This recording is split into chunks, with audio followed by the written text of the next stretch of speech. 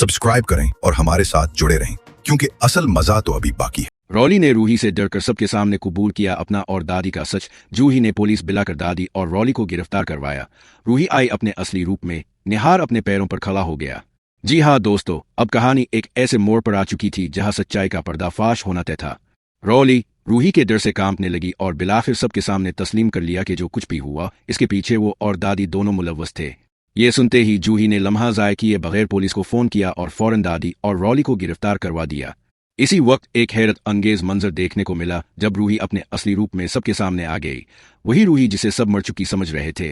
रूही को देखते ही निहार जैसे होश में आ गया और महीनों बाद पहली बार वो खुद अपने पैरों पर खड़ा हो गया।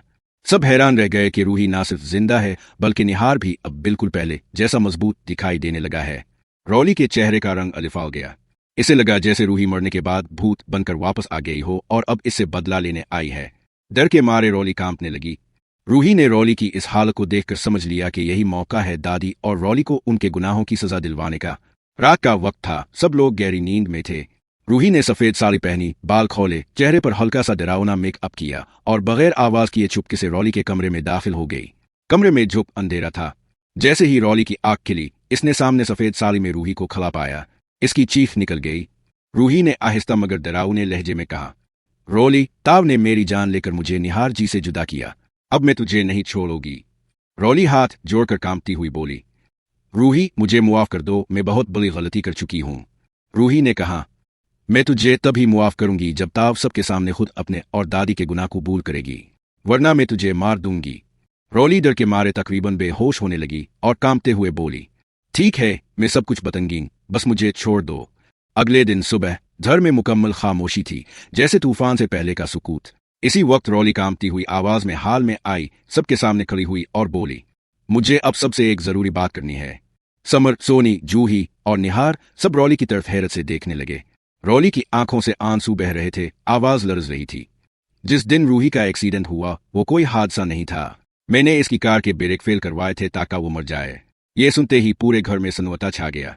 सोनी की आंखों से आंसू निकल पड़े। समर गुस्से से लाल हो गया। रॉली ने मजीद कहा, मैंने ये सब अकेले नहीं किया। दादी ने मुकम्मल साथ दिया। उसी ने रास्ता दिखाया कि रूही को कैसे रास्ते से हटाया जाए ताकि निहार की जायदाद हम अपने नाम करवा सके। निहार सकते में आ गया। इसे अब सारी बातें समझ आने लगे, इसकी बीमारी, रूही की झूठी मौत की खबर और सबका बदलता रवैया। जूही ने फौरन समर को इशारा किया और समर ने पुलिस को कॉल कर दिया। कुछ ही देर में पुलिस पहुंच गई। पुलिस इंस्पेक्टर ने कहा, अब दोनों पर साजिश, कत्ल और फरार का मुकदमा दर्ज किया जाएगा और दोनों को हथकड़ी लगाकर ले जाया गया। जैसे ही पुलिस दादी और रॉली को ले जा रही थी, रूही अपने असली रूप में सबके सामने आई। ना कोई भूत, ना डर, बल्कि वही प्यारी मुस्कुराहट जैसी पहले हुआ करती थी। रूही को देखते ही निहार के चेहरे पर खुशी लूट आई। इसने कांपते हुए अपने बाजू फैलाए और कहा, रूही। रूही दौड़ती हुई इसके गिले लग गई। दोनों की आंखों से खुशी और सुकून के आंसू बहने लगे। जूही, समर और बाकी सब तालियां बजाने लगे। घर में बरसों बाद एक बार फिर खुशियां और उम्मीद लूट आई थी। लेकिन कहानी अभी खत्म नहीं हुई। अभी तक निहार और रूही को उनका बेटा रोहान वापस नहीं मिला है।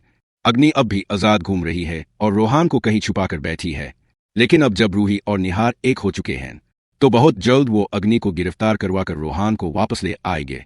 अगर अब भी चाहते हैं कि रूही और निहार को उनका बेटा रोहान वापस मिल जाए और अग्नि को इसके गुनाहों की सजा मिले, तो इस वीडियो को लाइक करें, चैनल को सब्सक्राइब करें और कमेंट में जरूर लिखिए, आई लव नाहर।